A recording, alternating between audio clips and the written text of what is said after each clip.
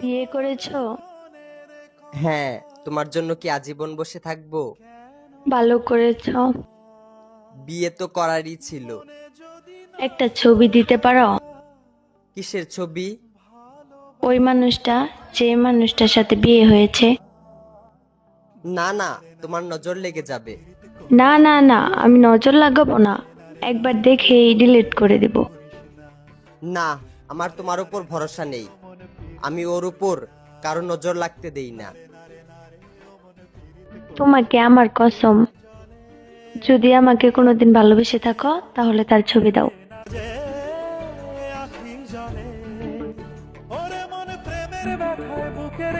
এইটা তো আমার ছবি।